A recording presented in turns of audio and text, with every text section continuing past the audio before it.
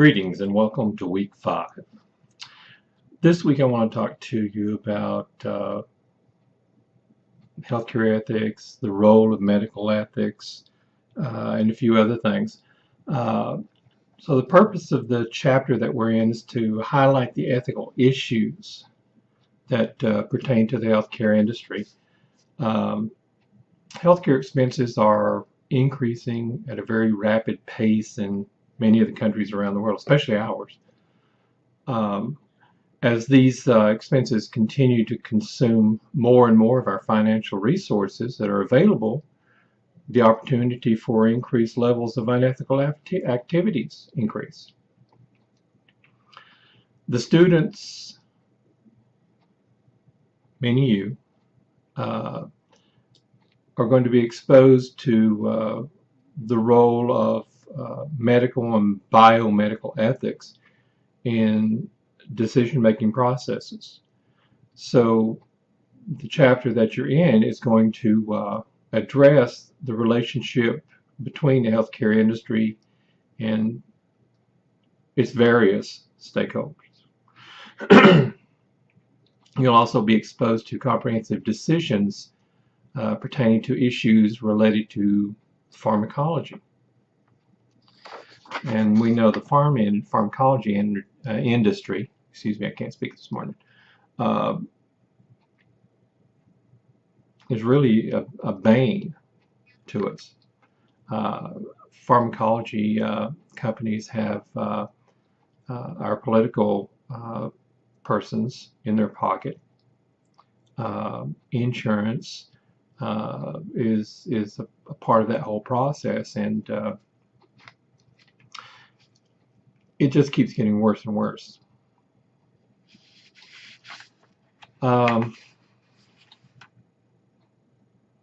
First, let's talk about the doctor-patient relationship.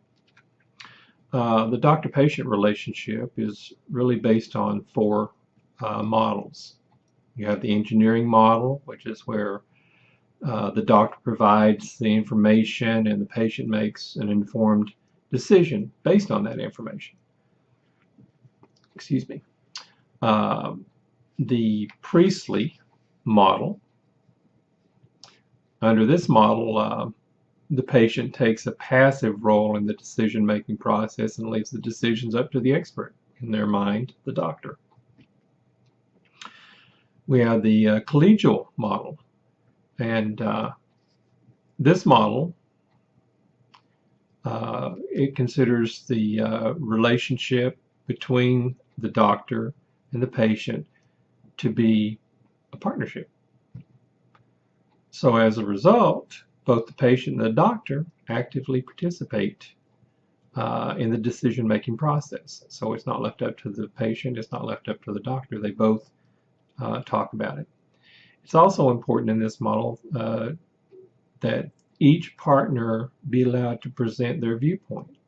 So in other words, the doctor presents his viewpoint, says the reason you need this treatment is, or surgery is, or whatever he's doing, and the patient, well, let's take the case for not being able to afford it. The patient says, you know, I can't afford this procedure. Is there something else we can do that would work that wouldn't cost me as much money? Or could you give me a generic form of that medication that's not so expensive?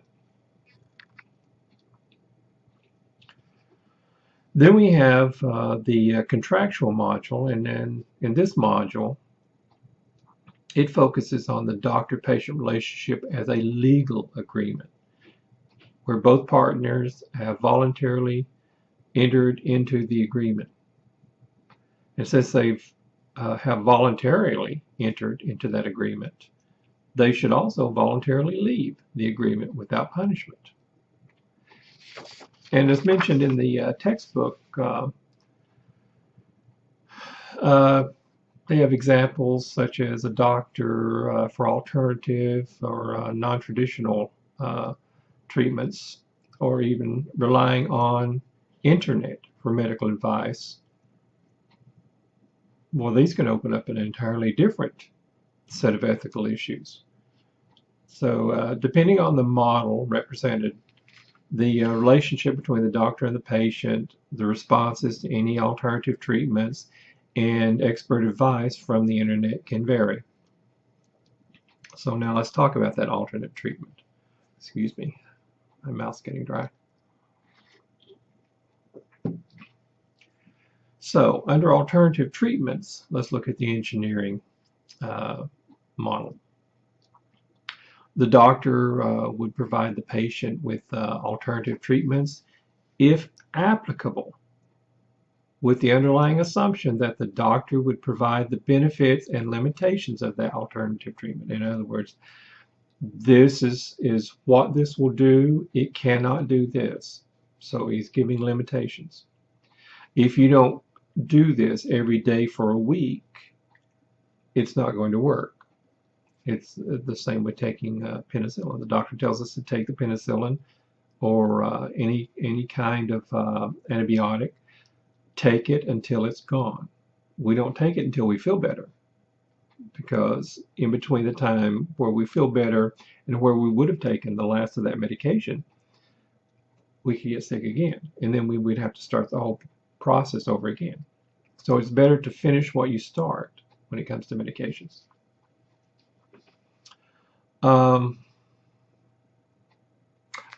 The Priestley model.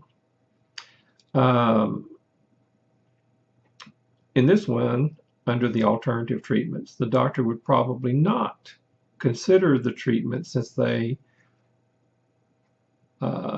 necessarily wouldn't be considered under the Priestley model. So since the doctor's making the decision, he or she would recommend the treatments which he or she is comfortable or familiar with. Alternative under collegial. This would be similar to the engineering model, where the doctor would provide the information and a cost-benefit analysis for the alternative treatments.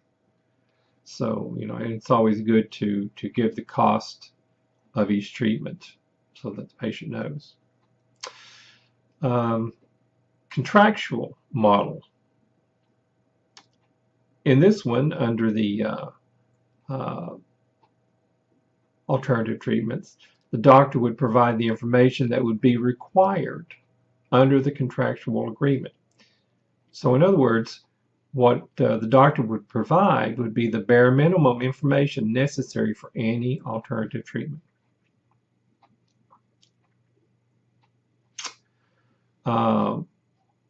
What about under advice from the internet? Well, with the internet, the engineering model, the doctor could consider advice from the internet as maybe a second opinion and explain why that additional advice wouldn't be valid. Under the Priestley model,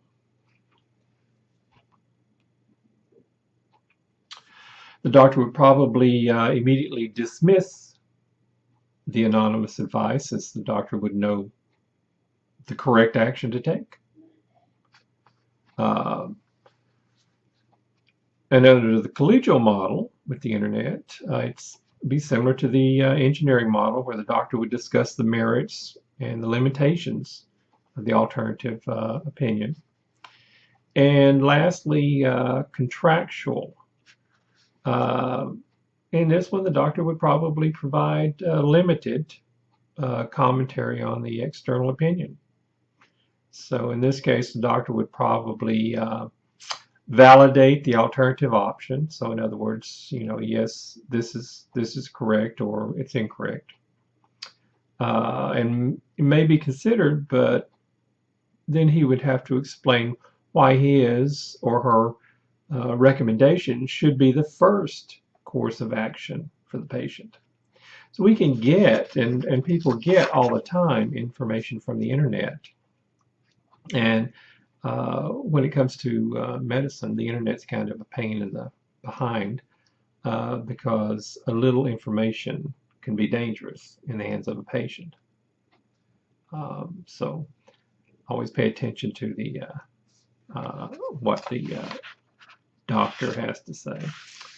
Okay, let's talk about some healthcare codes of ethics. The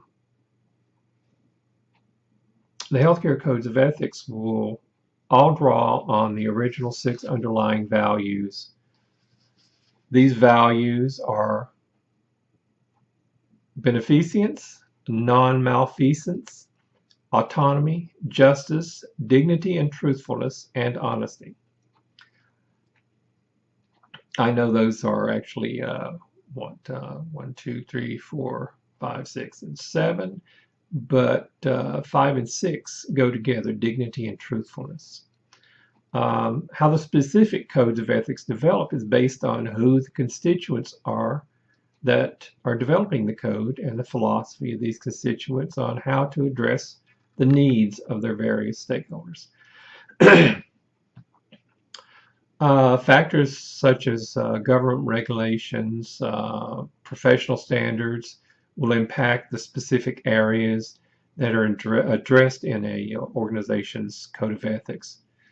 There would also be differences in the codes of ethics based on whether the country has privatized system like the United States or a nationalized system like Canada and the UK.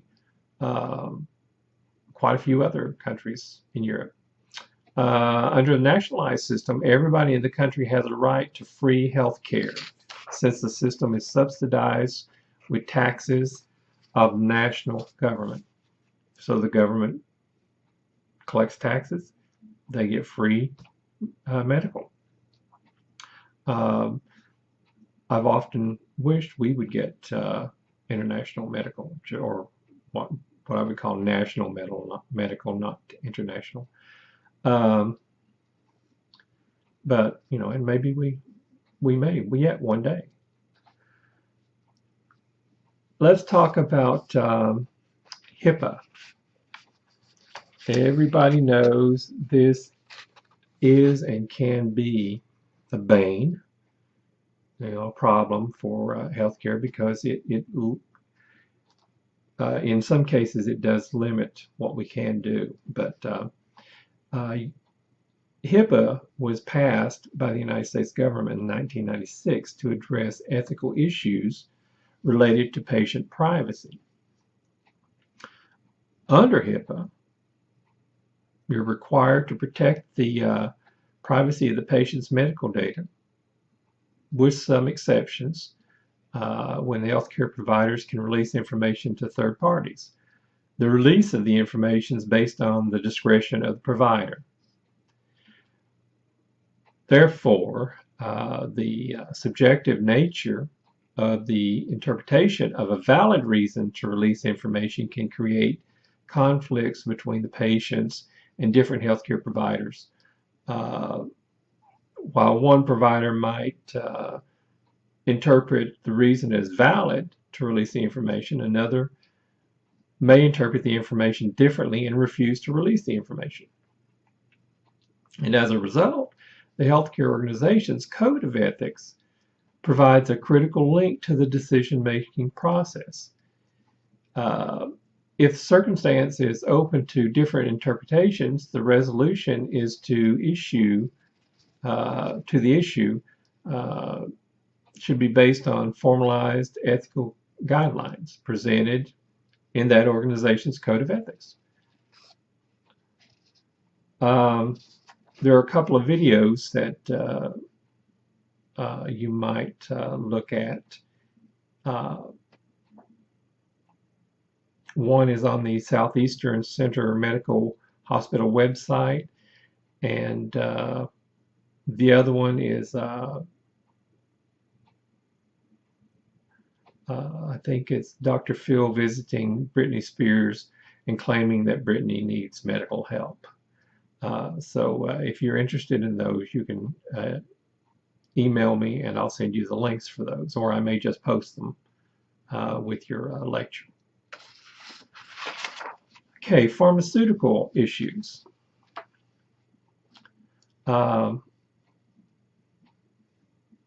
if you remember in the beginning of the chapter, the pharmaceutical and medical supply industries have a strong interdependent relationship with doctors and other healthcare professionals. Since the doctors are what we call gatekeepers who use pharmaceutical and other medical products, their recommendation is critical to the success or failure of those products.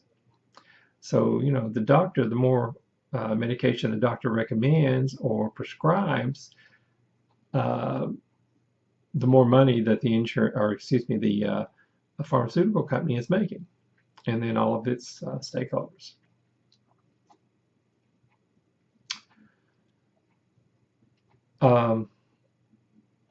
There's also a rise of e-drugs. It's the ability to obtain prescription drugs via the internet. By being able to refill a prescription without leaving your residence, it allows flexibility for you to, the patient, to obtain their medications. There are also many risks involved in the method of distribution. One good starting decision point would be to ask whether someone has ordered any medications from the internet. Have you? I do. I use Express Scripts for all of my medications, but it just makes it easier for me. There are a lot of things that are changing in today's world of medicine, and just as with e-scripts and online physician information. Also, you can have, we have surgeries that are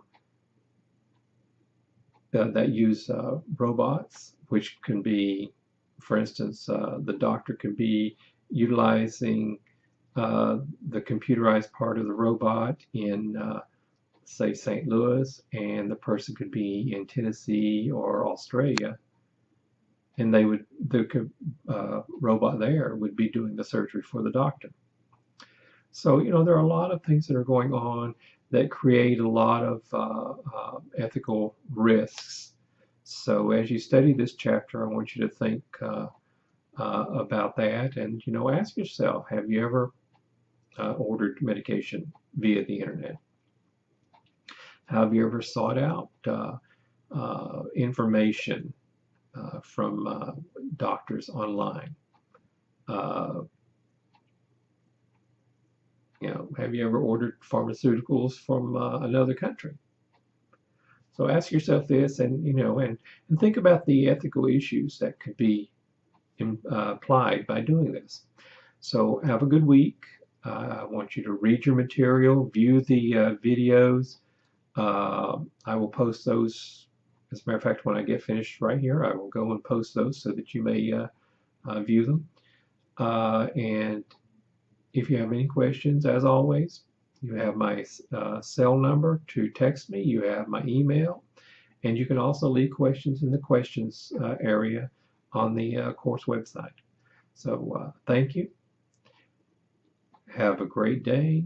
Enjoy your Memorial Day weekend. And make sure to have all your work in on time, because it's very important.